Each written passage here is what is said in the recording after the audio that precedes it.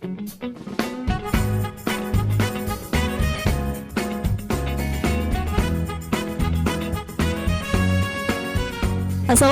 warahmatullahi wabarakatuh. Selamat siang pemirsa. Senang sekali akhirnya Salma Gustiana bisa kembali hadir menjumpai Anda dalam program yang sangat ditunggu-tunggu, Diekspos Lebih Dekat, Lebih Santai. Pemirsa, guna menekan peredaran rokok ilegal, pemerintah menggalakkan aksi gempur rokok ilegal. Mengenai gempur rokok ilegal ini merupakan upaya yang dilakukan oleh Direktorat Jenderal Bea dan Cukai yang merupakan dalam perannya sebagai community protector, yaitu melindungi masyarakat dari barang-barang yang membahayakan kesehatan dan juga barang-barang yang tidak memenuhi standar. Namun sayangnya masih ada sebagian dari masyarakat kita yang belum mengetahui dan memahami tentang hal ini. Oleh karena itu, di Expose episode kali ini kita akan membahasnya bersama-sama. Sudah hadir bersama kami ketiga narasumber. Kita akan sapa satu persatu. Ini yang pertama ada Bapak Bambang Kristiawan dari Bea Cukai Tegal. Selamat siang Pak Bambang. Selamat siang Mbak Kus. Ilma. Selamat siang Mbak Ilma. Selamat siang pemirsa. Iya. Tadi siapa? Gus ya? Kus. Dari mana Kusnya? Lagi. Nggak apa-apa. Baik, Pak Bambang ini datang jauh-jauh dari Tegal. Gimana perjalanan ke sini Pak? Aman? Aman. Sekarang lancar. Ada tol ya. Cepat ya. Cepat. Tegal Pekalongan paling cuman 1 jam. 1 jam saja. Aman terkendali semuanya ya Pak Bambang ya. Aman terkendali. Baik. Nah, selanjutnya kita juga akan sapa narasumber yang kedua. Ada Ibu Betty Daviani dari Kabak Perekonomian dan SDA Seda Kota Pekalongan. Assalamualaikum Ibu. Waalaikumsalam warahmatullahi wabarakatuh, Mbak Ilma. Iya. Juga pemirsa di rumah ya, gitu ya. Baik, Ibu Betty ini narasumber kita yang paling cantik ya untuk hari ini. Ya. Baik, kabar baik ya. Ilma juga Kan bukan narasumber Bu. Iya, betul. Terima kasih Pak Bambang. Bu Betty sehat ya Bu ya? Alhamdulillah sehat. Alhamdulillah sehat. Padat kegiatan Bu? Biasa akhir tahun. Biasa akhir tahun, ngejar ya Bu ya biasanya. Lari maraton memang. Baik, kita akan sapa narasumber kita yang ketiga juga pemirsa. Ini ada Bapak Arif Karyadi selaku Kepala Dinkominfo Kota Pekalongan. Assalamualaikum Pak Arif. Waalaikumsalam Mbak Ilma. Apa kabar Pak Arif? Baik, ya ampun, sehat. kita sudah lama sekali tidak bertemu ya Pak ya. 20 tahun. Saya umur berapa itu ya, 20 tahun. Baik, hari ini kita akan bersama-sama membahas mengenai gempur rokok ilegal. Sudah siap ya Pak Arif? Insyaallah. Insyaallah. Pak Bambang? Oke. Oke, Bu Betty, siap ya Bu ya? Siap. Baik, nah seperti yang tadi sudah Ilma sampaikan di awal, Ilma sudah memberi gambaran sedikit saja mengenai gempur rokok ilegal. Tapi saya pengen dari expertnya juga menjelaskan lebih detail mengenai gempur rokok ilegal itu apa sih, Pak Bambang dulu, silakan. Ya, baik. Gempur rokok ilegal itu sebenarnya jargon baru dari Direktorat Jenderal Bea dan Cukai untuk memerangi peredaran rokok ilegal di Indonesia. Jadi itu seluruh Indonesia pakai itu tuh, Mbak. Gempur rokok ilegal. Awalnya sebenarnya dulu bukan gempur rokok ilegal, tapi stop rokok ilegal yang logonya pakai jari 5 gini nih, stop rokok ilegal gini.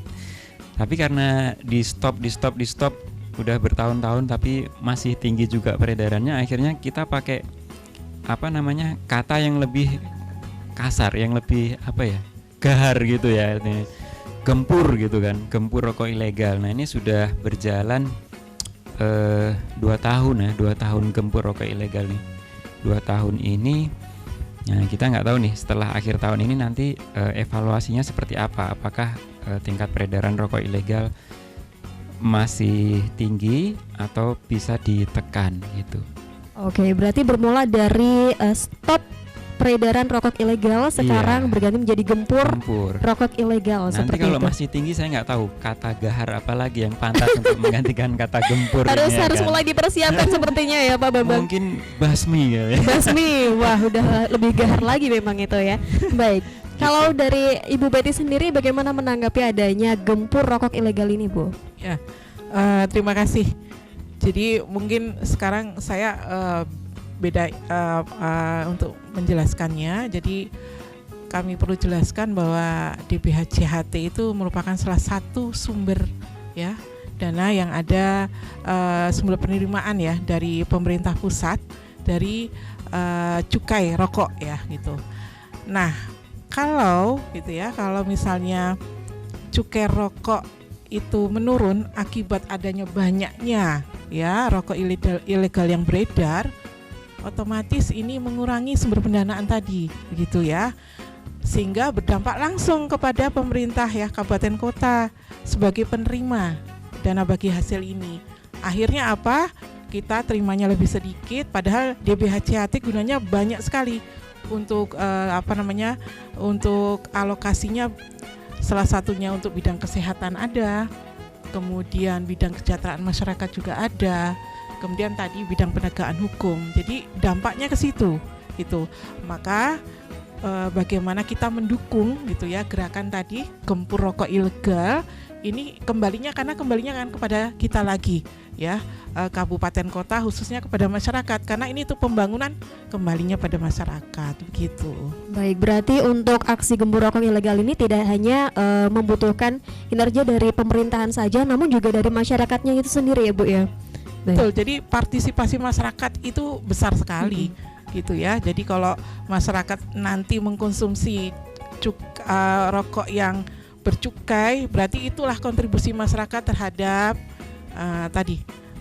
dana bagi hasil cukai hasil tembakau itu makin besar, nanti daerah akan makin tambah banyak dapatnya ya Pak Bambang. Nanti akan kembali lagi kepada masyarakat gitu. Kita juga yang akhirnya menikmati bersama hasilnya. Begitu. Baik, itu dari Bea Cukai dan juga Ibu Betty. Kalau dari Pak Arief Karyadi selaku Kepala Dinkominfo, bagaimana menanggapi hal ini, Pak? Terima kasih. Kok belum apa-apa udah ketahuan nih, Pak? Enggak, soalnya memang kalau rokok ilegal ini dampaknya banyak banget Mbak Ilma. Mungkin dari sisi ekonomi seperti yang disampaikan Mbak Betty tadi, untuk pembangunan juga sangat terpengaruh. Kemudian dari sisi cukai, karena beliau ini punya target, sehingga mau nggak mau harus tetap dijalankan. Kalau dari kami Kominfo sebetulnya memberikan ini pengetahuan atau wawasan kepada orang tua terutama, kemudian kepada anak muda yang perokok pemula itu kan biasanya mereka nggak punya uang, saat dunia duit itu mereka mau beli. Nah, sedangkan rokok ilegal ini harganya jauh sekali lebih murah dari rokok yang legal. Itu yang saya concern di situ, untuk pemerintah Kota Pekalongan terutama Kominfo memberikan sosialisasi, memberikan pemahaman kepada orang tua, kemudian anak-anak juga terkait untuk pengawasan, karena tidak hanya kepada perilaku, itu juga kesehatan untuk anak-anak ini sangat berpengaruh. Yang legal saja dari komposisinya itu masih tetap ada yang jahat Pak Kris ya, apalagi yang tidak legal, dan itu tidak tahu kita komposisinya seperti apa. Itu yang kita takutkan nanti ke depan generasi muda kita mau jadi seperti apa kalau mereka konsumsi rokok ilegal itu. Makanya dengan adanya gempur rokok ilegal ini kami menyambut positif, dan kita akan terus gerakan ini akan terus kita laksanakan. Mungkin itu Mbak Irma. Iya, karena memang tujuan dari cukai ini sendiri kan untuk membatasi ya Pak ya konsumsi rokok ilegal itu, rokok sendiri. Karena yang ya tadi disampaikan oleh Pak Arief, yang legal saja tagline-nya membunuhmu, apalagi yang ilegal. Betul. Seperti itu ya, Iya. Pak Bambang. Nggih. Oke, baik. Nah, operasi gempur rokok ilegal ini kan merupakan upaya secara terstruktur dan masif oleh Bea Cukai di seluruh wilayah Indonesia untuk memberantas peredaran rokok ilegal. Lalu berkolaborasi dengan instansi apa saja Pak dalam hal ini? Ya, kalau dari Bea Cukai kita merangkul semua ya Mbak Kus. kita rangkul Mbak Gus lagi. Gus lagi ya. Mungkin tadi Mbak ketemu Ilma. sama seseorang yang namanya Mbak Gus. Jadi terngiang-ngiang seperti itu ya Pak ya. Ya, kita Nggak coba apa-apa. berkolaborasi, kita rangkul semua instansi maupun lembaga yang ada di Indonesia ini, baik itu TNI, Polri, semua kita rangkul. Nah, sekarang khususnya kita intens bersinergi dengan pemerintah daerah. Nah, ini karena dana bagi hasil cukai itu kan turunnya ke pemerintah daerah. Nah, itu makanya yang punya dananya pemerintah daerah nanti bersinerginya dengan kami, dengan Bea Cukai untuk bergerak bersama-sama gitu. Oke, berarti berkolaborasinya dengan pemerintah daerah seperti itu, Betul. Pak Bambang. Baik, tadi juga sudah dijelaskan bahwa sudah 2 tahun terakhir ya Pak ya, Iya. untuk aksi gembur rokok ilegal ini. Dari pemerintah Kota Pekalongan sendiri, Bu Betty, bagaimana sih sinerginya bersama Bea Cukai dalam gembur rokok ilegal ini?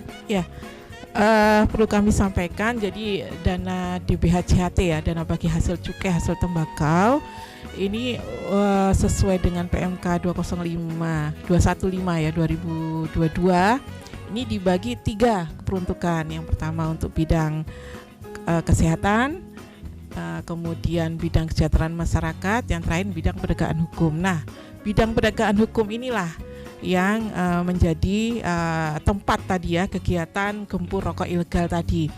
Nah, untuk Kota Pekalongan untuk kegiatan gembur rokok ilegal ini bentuknya ada 2. Yang pertama bentuk pengawasan, yang kedua bentuk sosialisasi. Nah, kalau pengawasan ini kantor Bea Cukai Tegal ini berkolaborasi dengan Satpol PP, dengan tim ya, ada Satpol PP, ada Kejaksaan, ada Kepolisian, Polres, kemudian dari OPD terkait. Dan khusus untuk pengawasan memang leading sektornya di bagian perekonomian sebagai koordinator ya, sekretariat di BHCHT Kota Pekalongan. Kemudian untuk yang kegiatan sosialisasi seperti hari ini itu ya, ini kolaborasinya juga OPD yang membidangi tusinya ya, seperti hari ini dengan Dinkominfo karena medianya adalah media talkshow yang di Batik TV, kemudian ini adalah ranahnya Dinkominfo seperti itu. Kemudian juga ada baliho, pamflet ini melalui Dinkominfo. Kemudian juga ada melalui pertunjukan medianya. Pertunjukan ini ada Dinpan Purpora, dan juga dari kantor Bea Cukai juga bekerja sama gitu ya, sebagai salah satu narasumber pastinya untuk memberikan seperti hari ini ya. Jadi memberikan sosialisasi tentang aturan, kemudian peruntukan gitu, seperti itu. Jadi kolaborasinya adalah kepada OPD yang terkait tadi seperti itu, dan dinas atau instansi vertikal begitu.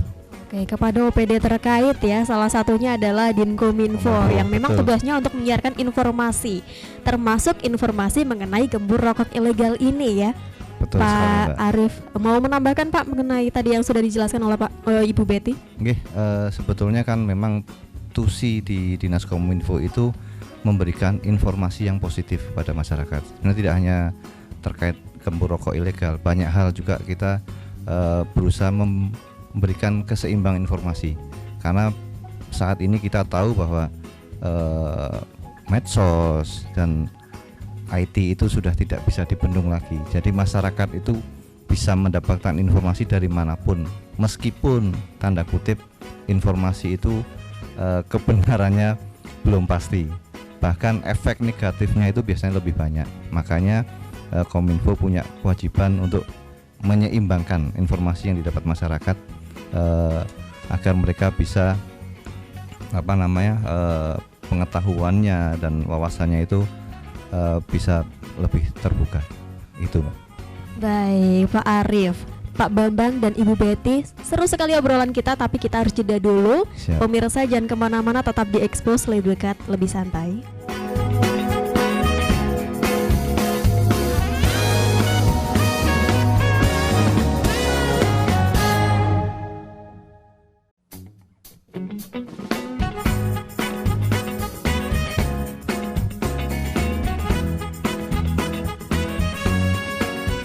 Pemirsa, kembali lagi di program Expose Lebih Dekat Lebih Santai, masih bersama dengan ketiga narasumber kita yang hebat-hebat. Setuju? Biasa aja. Kurang dukungan ini saya ya sepertinya. Iya. Baik, tadi sempat sedikit disinggung oleh Ibu Betty bahwa ada sosialisasi juga ya Bu ya. Saya ingin tanya ke Pak Bambang Kristiawan atau Iya. Pak Kris juga, terserah ya.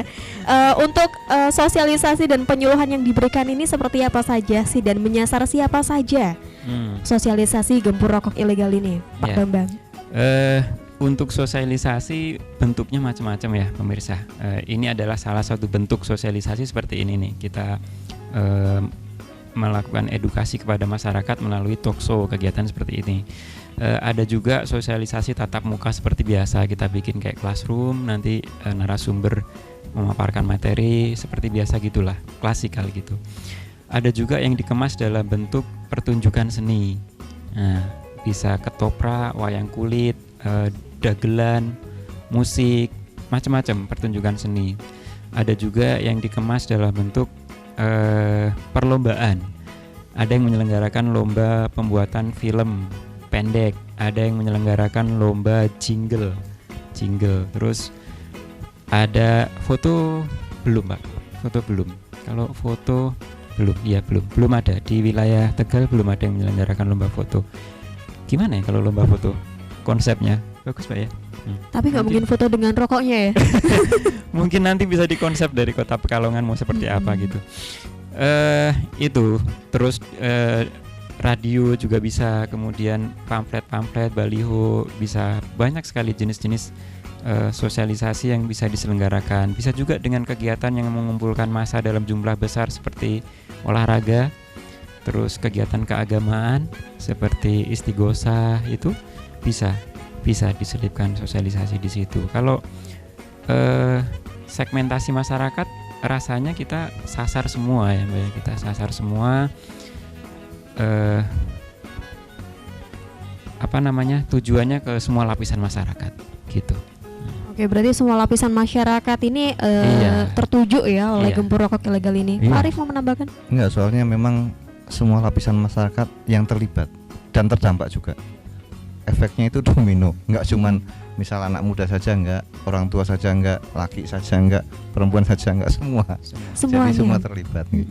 Kan perokok ada yang aktif, yang pasif juga ya, makanya itu semuanya terdampak juga. Iya. Baik, betul. nah itu tadi banyak sekali ya kegiatan yang sebenarnya bisa Iya. diselipi sosialisasi mengenai gempur rokok ilegal ini. Betul. Kalau tadi sudah disinggung oleh Ibu Betty, ada pertunjukan yang sudah pernah dilakukan oleh pemerintah Kota Pekalongan, kemudian talk show semacam ini, kemudian ada lomba juga nih Pak Arif. Rencananya mau ikutan bikin lomba juga atau bagaimana? Insya Allah tahun depan akan kita lebih kreatif lagi dalam rangka sosialisasi gempur rokok ilegal ini. Oke, berarti sudah mulai direncanakan ya? Insya Allah. Insya Allah. Bagaimana Bu Seru, Betty? Mbak. Kalau misalnya lomba film pendek itu seru. Jadi dari kami, dari sisi Bea Cukai menganggap yang seperti itu lebih lebih efektif menurut kami, karena proses pembuatan film itu kan melibatkan banyak kru ya, minimal 10-5 adalah, dan itu sebelum mereka membuat skenario, membuat filmnya itu harus mempelajari materinya dulu. Nah, mempelajari materi inilah yang membekas di ingatan mereka. Beda halnya kalau kita bikin sosialisasi klasikal, di ruangan paham, keluar ruangan nggak tahu kita, gitu kan? Gitu. Kalau ini habis itu produknya itu juga bisa bertahan lama. Film yang ditayangkan di YouTube itu selama nggak di take down masih bertahan, masih bisa ditonton sampai kapanpun gitu. Oke, berarti untuk lomba ini dinilai lebih menarik seperti Lebih itu ya? menarik, lebih jangkauannya lebih luas juga. Gitu. Oke, Bu Betty bagaimana Ya. menanggapi ini? Sebenar sama seperti yang disampaikan oleh Pak Arif dan Pak Bambang. Jadi memang untuk sosialisasi ini tadi disampaikan Pak Bambang, semua masyarakat ya, dari berbagai segmen gitu ya. Memang akhirnya dengan beberapa media untuk sosialisasi ini akhirnya muncul seperti itu. Kenapa? Ya tadi bagaimana kita berinovasi supaya tadi bentuknya sosialisasi adalah edukasi. Bagaimana kita menciptakan media supaya lebih efektif, akhirnya begitu berkembang terus seperti itu. tadi bilang klasikal adalah tatap muka. Itu yang awal kita lakukan dari kelurahan ya, dari kelurahan ke kelurahan begitu ya, sampai seperti tahun Udah ini rata ya Bu ya, seluruh Iya. kelurahan di Pekalongan Iya. ya. Sudah semuanya. semua Wow. begitu ya. Nah Sudah kemudian aman. iya, dan memang kalau di kelurahan pun terbatas gitu ya. Tadi dibilang dalam satu ruangan begitu, jadi pesertanya pun terbatas dan sasarannya pun terbatas. Biasanya pedagang kalau yang di kelurahan itu ya. Nah kemudian meningkat lagi medianya. Tadi pertunjukan, seni pertunjukan ini lebih luas lagi. Tadi kemarin kita dari Dinpar Putpora mengadakan pentas musik ya. Nah ini segmentasinya. Fashion show sama fashion show juga. Nah ada fashion show. Nah ini kan dominan anak-anak muda gitu ya. Jadi tadi sampaikan Pak Bambang bahwa media kita berinovasi terus supaya misi ini tercapai. Bagaimana kita bisa slogan Gempur Rokok Ilegal ini bisa mencapai tujuannya seperti itu. Jadi bagaimana kita mensasar ya dari segala segmen lapisan masyarakat, bagaimana kita cara mensosialisasikan gitu ya. Ini munculnya ide-ide baru ya untuk sebagai media sosialisasi begitu ya Pak. Jadi kita semakin inovatif begitu. Betul. Harus terus berinovasi ya Bu ya. Baik, tadi sudah disampaikan juga Pak Arief, Pak Bambang dan juga Bu Betty setuju kalau di wilayah Kota Pekalongan ini sudah menyasar semuanya sudah tersosialisasikan mengenai gembur rokok ilegal ini ya. Nah, ini bagaimana hasil sosialisasinya kepada masyarakat? Apakah masyarakat ini sudah mulai paham mengenai gembur rokok ilegal atau bahaya dari rokok ilegal atau belum? Pak Bambang dulu, silakan. Kalau kami tentu mengukurnya dari ada tidaknya temuan atau penindakan yang kita lakukan di wilayah itu ya. Kalau di Kota Pekalongan sejauh yang saya sejauh yang saya tahu, data menunjukkan belum pernah ditemukan atau belum dilakukan penindakan di wilayah Kota Pekalongan gitu. Artinya di Kota Pekalongan sampai saat ini kita anggap Rapi ya. bersih gitu, bersih. Nah ini juga bisa dilihat dari dua sisi yang berseberangan sebenarnya. Ketika kita tidak menemukan adanya pelanggaran, maka sosialisasinya kita anggap berhasil, efektif. Tapi di sisi lain, tim pemberantasannya kita anggap gagal karena nggak menemukan apa-apa Temuan gitu. ya, nggak ada temuan sama Ya kan, sekali ini ya. sebenarnya sebuah paradoks antara tim pemberantasan dengan tim sosialisasi gitu loh. Gitu. Ketika tim sosialisasinya berhasil, tidak ditemukan pelanggaran, ya dianggap sukses. Tapi tim pemberantasannya, kamu ngapain aja kan gitu, kok nggak nemu apa-apa gitu loh. Mosok yo nggak ada sih kan gitu. Itu adalah sebuah sisi yang saling berlawanan. Ketika ditemukan banyak pelanggaran, tentu yang disasar tim sosialisasi juga.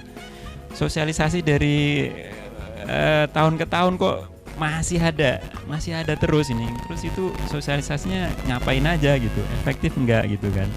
Ya gitulah. Tapi sampai saat ini sih Pekalongan aman. Pekalongan Kota, ya. aman. Kota Kota aman, zero kasus Pak Arief. Zero kasus. Gimana menurut Pak Arief? Ya alhamdulillah Mbak. Artinya seperti yang disampaikan Pak Kris tadi, itu bisa jadi memang sosialisasinya berhasil. Sehingga masyarakat sudah sadar bahwa merokok yang ilegal atau tanpa cukai, nanti jenis-jenisnya atau ciri-cirinya seperti apa, biar Pak Kris yang menjelaskan, itu banyak mudaratnya, sehingga mereka tidak melakukan itu. Atau di sisi lain penegakannya atau pengawasannya itu yang kurang kencang atau kurang tegas ya, kurang lihai, atau kucing-kucingannya kurang pintar. Artinya ketika teman-teman kita melakukan pengawasan atau sidak ke pedagang-pedagang, mereka bisa jadi sudah tahu atau pintar ngumpet sehingga pada saat operasi tidak ditemukan. Alhamdulillah memang tahun 2022 ini di Kota Pekalongan tidak ditemukan, Mbak Ilma. Nah, Tahun 2022 ini Iya. saja. Tahun kemarin gimana? tahun kemarin juga Sama. Sebelumnya belum ada sama Pernah, sekali. tapi sekitar 2019 apa ya? 2019, iya.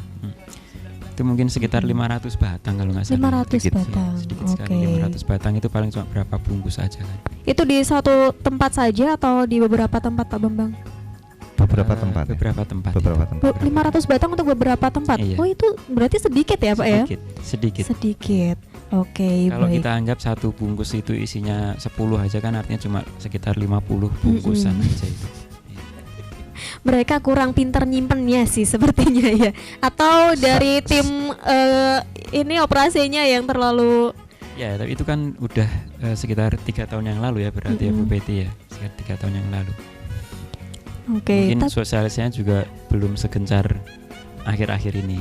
Apalagi Gembur Rokok ini kan baru 2 tahun terakhir ya, dulu Pak masih ya. pakai kata stop gitu tadi. Kurang dirasa kurang akhirnya sekarang jadi Gembur. Atau Gimana, Pak mungkin Arief? ini Mbak Ilma, produsen rokok ilegal pun lihat pangsa pasar.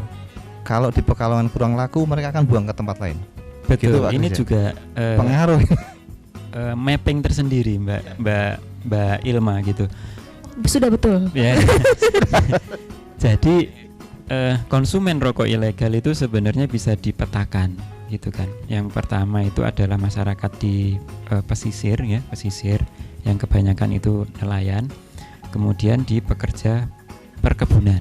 Nah, itu aja sih. Kalau masyarakat perkotaan itu biasanya jangankan untuk mengkonsumsi rokok ilegal, beli rokok yang murah aja gengsi biasanya. Gitu. Iya dong. Masyarakat kota ya. Termasuk Pak Arief ya, Pak ya? Itu kan. Aku kurang rokok. Makanya kan kalau kota Pekalongan, kota Tegal itu tidak ditemukan ya itu sebenarnya Wajar-wajar saja. dari sisi sosial mungkin ya wajar sih. Karena memang masyarakat kota cenderung lebih peduli tadi. Di samping ada gengsi juga. Tapi biasanya untuk temuan ini paling banyak apakah memang ditemukan di daerah-daerah produsennya seperti itu, Pak Bambang? Di wilayah pengawasan Bea Cukai Tegal dari Batang sampai Brebes, ex Karisidenan Pekalongan itu sampai saat ini juga kita tidak menemukan produsen rokok ilegal gitu. Wilayah kerja kita itu adalah wilayah perlintasan jalur distribusi. Produsennya kan paling banyak kita temukan itu di daerah Jawa Timur dan Jawa Tengah bagian timur, Jepara, Kudus, di situ produsennya. Kalau di wilayah sini tidak ditemukan. Makanya hanya perlintasan saja. Nanti pemasarannya mereka kalau nggak Kalimantan kan ke Sumatera itu. Makanya dari sekitar 99 penindakan sampai semester 1 kemarin di Bea Cukai Tegal, sebagian besar itu penindakannya pasti di jalan tol. Kita mengintai di jalan tol, nanti kejar-kejaran di jalan tol. Kejar-kejaran di jalan tol. Betul. Ya. Kayak film ya. Iya. Film aja nih Pak Arief ya, bahasnya kita lagi bahas rokok. Baik, tapi saya penasaran sebenarnya ada nggak sih Pak dasar hukum mengenai cukai untuk rokok ilegal ini, Pak Bambang? Kalau dasar hukum cukai, Undang-Undang Nomor 39 tahun 2007 tentang cukai. Itu dasar hukum utamanya itu undang-undang.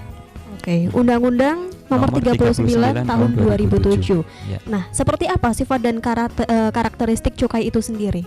Nah, ini yang sebenarnya di awal ya. Jadi cukai itu sebenarnya hampir mirip kayak pajak, tapi walaupun mirip tapi berbeda filosofinya. Sama-sama pungutan negara, sama-sama dipaksakan, tapi goalnya itu berbeda.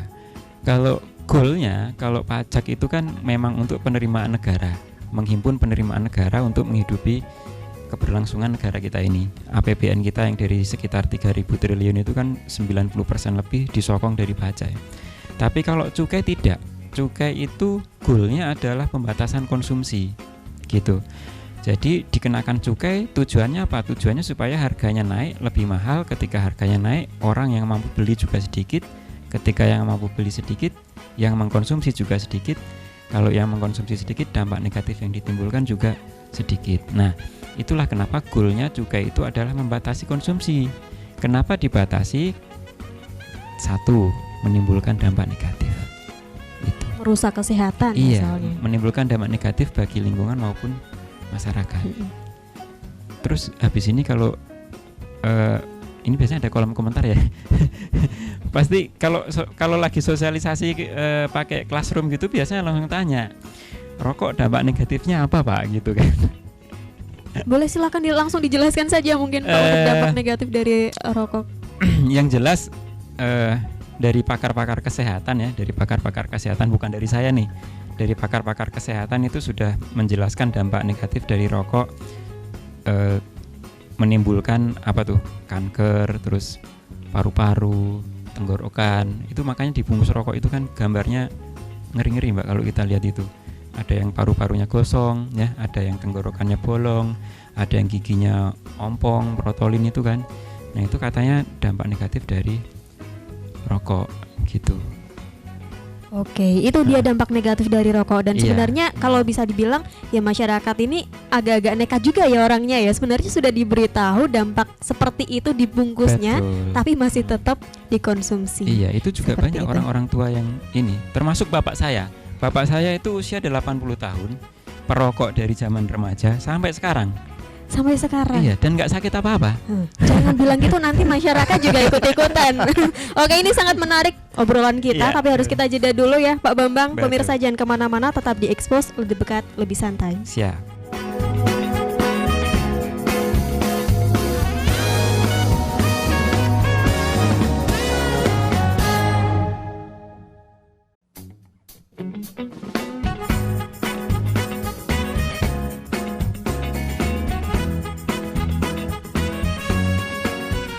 Baik, pemirsa, kembali lagi di Expose, lebih dekat, lebih santai. Masih bersama dengan ketiga narasumber kita. Masih betah Pak Arif? Alhamdulillah. Tadi betah. bilang nggak mau. Terpaksa. Udah segmen terakhir Pak ya, harus Siap. semangat. Ya. Pak Bambang masih semangat? Oh, saya betah dan semangat. Betah dan semangat. Iya. Mungkin akan lanjut ke segmen 12 nanti ada Oh ya. iya, 12 Khusus malam. Pak Bambang. Khusus Pak Bambang Temanya saja. ganti horor. Baik, Ibu Betty masih semangat Bu? Semangat. Mic-nya Semangat tapi lemes. semangat tapi lemas. Bu Betty udah makan siang? Oh, pantes. Habis ini mau diajakin makan siang Siap. Sore. di rumah sendiri-sendiri. Di rumah sendiri. Baik, kembali lagi ke pembahasan kita sebelumnya, yaitu mengenai cukai. Nah ini kalau tidak salah tiap negara ini kan jenis barang yang kena cukai ini berbeda-beda. Karena khawatir tiap negara ini memang berbeda-beda. Untuk di Betul. Indonesia sendiri apa saja Pak yang Di kena Indonesia sampai saat ini ada 3 jenis barang kena cukai. Yang pertama yang familiar lah, rokok. Itu hasil tembakau, meskipun hasil tembakau itu kan nggak cuma rokok ya. Ada cerutu, tembakau nginang, tembakau hirup, ada vape yang dihirup itu. Kemudian yang kedua ada alkohol, etil alkohol, alkohol murni. Nah, ini biasa dipakai buat industri farmasi, obat-obatan, kemudian kosmetik juga ada. Yang kemarin COVID untuk hand sanitizer itu etil alkohol murni. Bisa diminum tapi jangan. Yang boleh diminum ini yang minuman mengandung etil alkohol. Ini barang kena cukai selanjutnya, MMEA atau biasa kalau di masyarakat disebutnya minuman keras. Disingkatnya miker. Miker ya. Minuman keras. Bukan leker ya. Iya. Leker itu ada. enak Pak, saya suka. Sedikit sekali barang kena cukai di Indonesia, cuma ada 3 itu. Apakah paling sedikit dibanding negara yang lain? Betul, kalau dibandingkan dengan tetangga-tetangga kita di ASEAN aja kita kalah jauh ya. Bukan kalah sebenarnya, karena ini bukan Justru lebih perlombaan baik ya. Di mereka banyak sekali, di Kamboja, Vietnam itu saya rasa hampir di atas 10 mungkin barang kena cukai di sana. Di Malaysia itu belasan malah. Di sana minuman bersoda itu kena cukai. Kemudian ada AC mobil itu juga ada yang kena cukai. Di Jerman kopi itu dikenakan cukai. Di Amerika yang masyarakatnya suka judi, perjudian di sana dikenakan cukai. Jadi beda-beda. Nah, ke depan di Indonesia sebenarnya sudah nambah 1 jenis barang kena cukai lagi, yaitu plastik. Tapi juklak juknisnya tentang pemungutannya belum ada. Jadi ya belum dipungut gitu. Tapi nanti tetap dikenakan. Karena itu sudah disetujui oleh DPR, plastik dikenakan cukai. Nanti kalau Mbak Ilma mau operasi plastik tambah mahal. Kena cukai ya. Operasi plastik ya, berarti Wajahnya nanti kena tempel cukai. Tempel barcode. Nggak udah gitu, ada nggak gitu. labelnya berarti Nggak gitu, ya. ada plastik-plastik tertentu yang dikenakan cukai. Oke, baik, berarti sementara ini ada 3 jenis ya Iya. yang terkena cukai, yaitu etil alkohol, etil alkohol betul ya. Kemudian minuman mengandung etil alkohol Iya, dan juga hasil tembakau. Tapi apakah semua hasil tembakau kena cukai, Pak? Atau ada ketentuan tertentunya?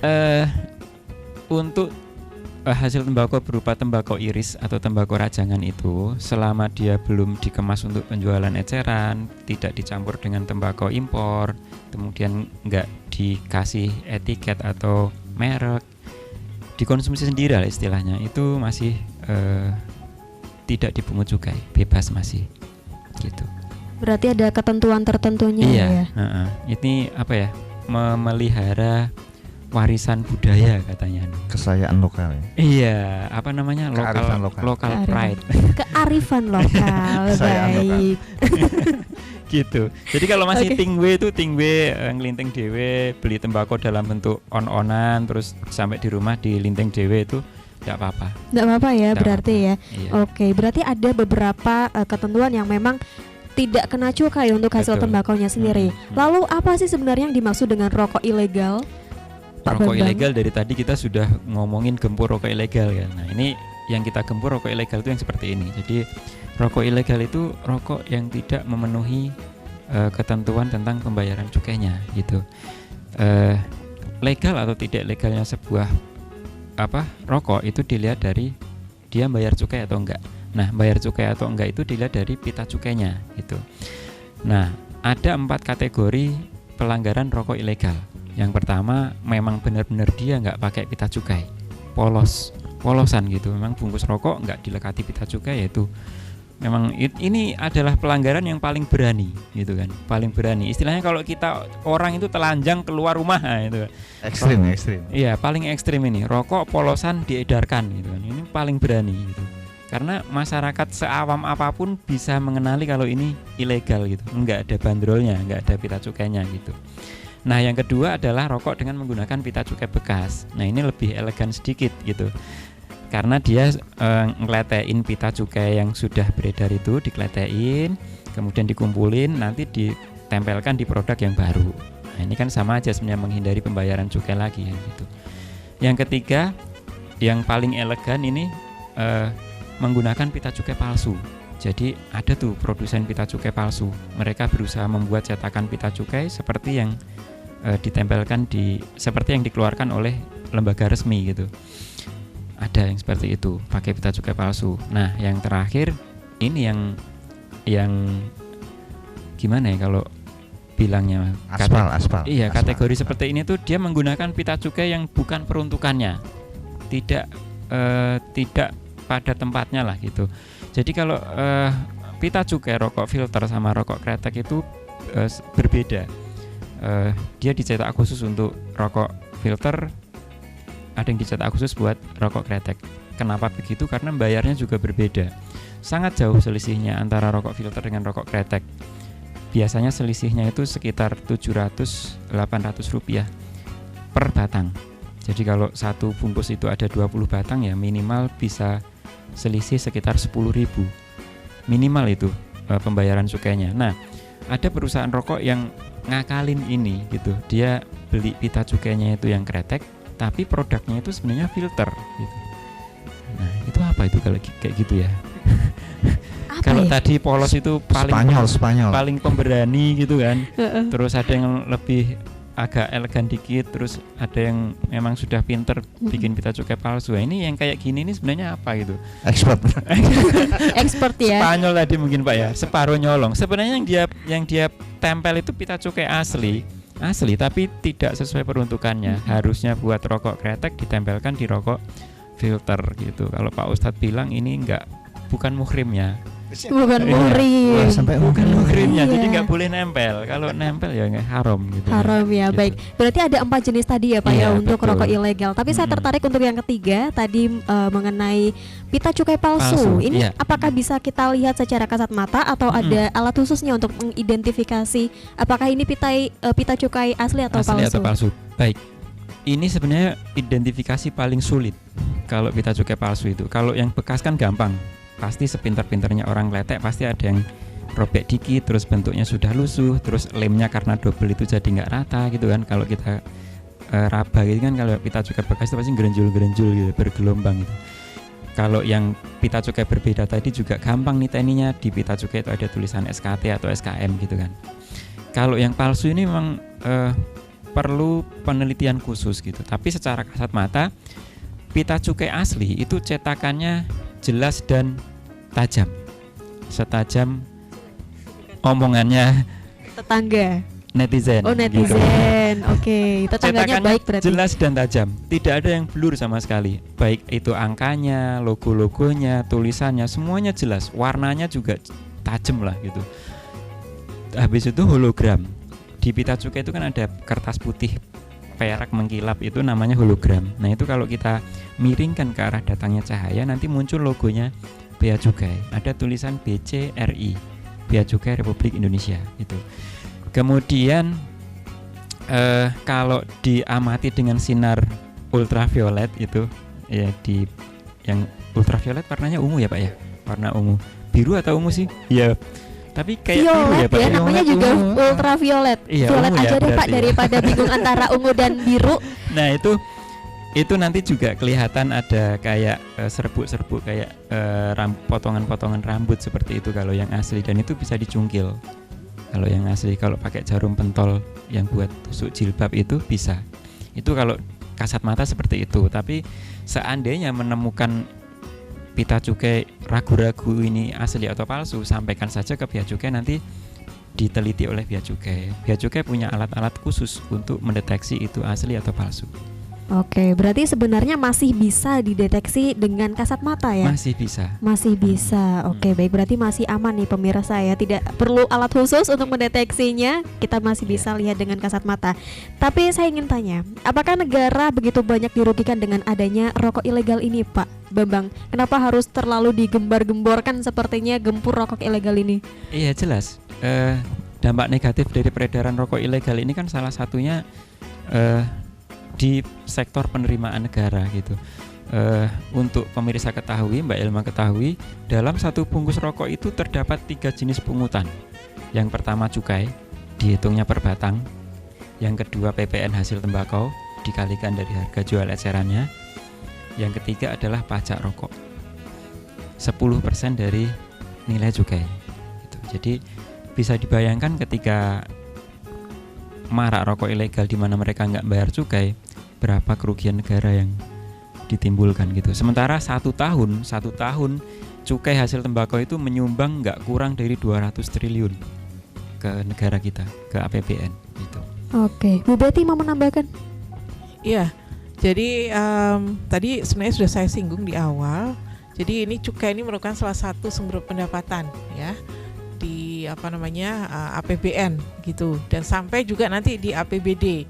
Tadi ya kita mendapatkan dana bagi hasil tadi, dan juga ada pajak rokok tadi seperti itu. Jadi bagaimana kita mengedukasi masyarakat itu agar tidak menghindari rokok yang ilegal itu tadi. Sebenarnya untuk kita juga upaya kita untuk meningkatkan tadi ya salah satu sumber pendapatan tadi gitu ya, sumber pendapatan. Semakin banyak cukai ilegal yang beredar, otomatis pendapatan cukai dan itu akan turun. Nah, akhirnya apa? Pendapatan dana bagi hasil pun akan turun. Nah, ini juga berdampak pada yang diterima oleh kabupaten kota, termasuk Kota Pekalongan. Nah, semakin turun akhirnya juga kontribusi terhadap pembangunan juga turun, karena di Pekalongan DBHCHT banyak membantu ya, menjadi salah satu sumber pendapatan, khususnya yang salah satunya untuk yang bidang kesehatan itu sangat membantu sekali. Oke, berarti ini bisa menjadi alasan kuat juga ya bagi masyarakat untuk tidak membeli rokok ilegal seperti itu. Baik, kita ke Pak Arief biar nggak ngantuk ya Pak. Siapa ini? Sepertinya sudah mulai mengantuk Pak Arief ya. Nikmat Menurut Pak sekali. Arief bagaimana sih Pak cara dan langkah bagi masyarakat untuk turut menggalakkan gempur rokok ilegal ini? Yang pasti Mbak Ilma, bagi masyarakat itu adalah tidak membeli rokok ilegal. Dah cuman satu itu. Kemudian yang kedua, kalau memang berkenan untuk berpartisipasi lebih, yang memberikan edukasi ke masyarakat lingkungan sekitar, terutama kepada anak-anaknya bahwa rokok ilegal itu sangat membahayakan kesehatan. Mungkin itu Mbak Ilma. Pemirsa juga mohon untuk masyarakat bisa ikut berpartisipasi ya, supaya kita bisa meminimalisir peredaran rokok ilegal terutama di Kota Pekalongan. Oke, nah kalau dari tadi sudah dijelaskan bahwa sosialisasi seperti ini kan memang sering sekali dilakukan ya Pak Bambang ya. Kira-kira sampai kapan? Dan ada target nggak sih kira-kira berapa persen peredaran rokok ilegal ini harus ditekan? Oh ya, kalau sosialisasi sampai kapan ya, ini adalah kegiatan yang kita harapkan berkesinambungan ya, berkesinambungan, berkelanjutan gitu. Terus kita laksanakan gitu. Jangan sampai terlena. Walaupun di Kota Pekalongan katanya zero, tetap kita laksanakan juga sosialisasi gitu. Kalau untuk target sendiri dari pimpinan kita, Ibu Menteri Keuangan, Bu Sri Mulyani Indrawati itu menargetkan kalau bisa rokok ilegal itu ditekan sampai 1%. Karena untuk sampai zero itu kayaknya ya mustahil ya, pasti adalah. Tapi ya jangan besar-besar gitu. Paling enggak di angka 1%. Itu targetnya. Nah, ini tuh sangat berat sekali, sangat berat. Kira-kira untuk sekarang kondisinya sudah berapa persen Pak Bambang? Dari tahun ke tahun, karena yang menyelenggarakan survei itu kan bukan lembaga pemerintah ya, tapi dari akademisi. Kementerian Keuangan itu kayaknya menggunakan lembaga survei UGM dari Universitas Gadjah Mada yang dipakai. Jadi dari tahun ke tahun ya fluktuatif sih.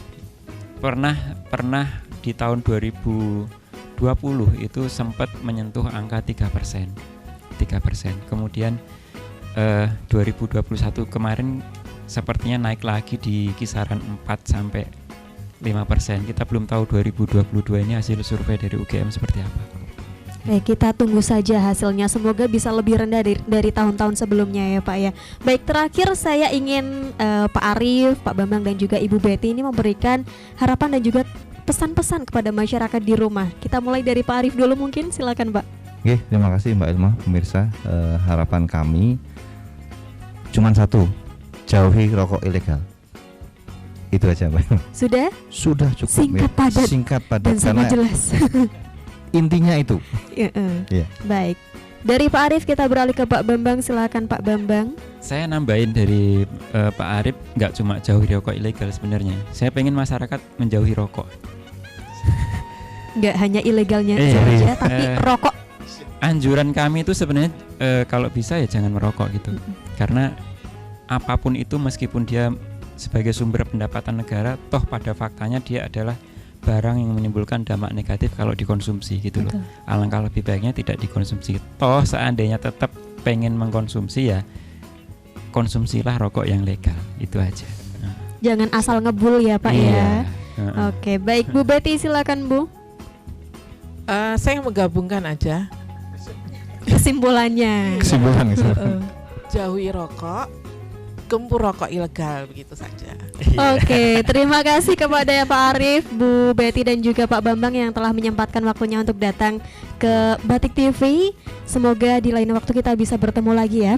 Pemirsa, melalui penindakan dan juga penyuluhan gempur rokok ini diharapkan dapat memberikan efek jera kepada para penjual secara langsung, sales dan juga produsen, serta menambah pengetahuan tentang cukai dan kesadaran masyarakat akan bahaya rokok ilegal.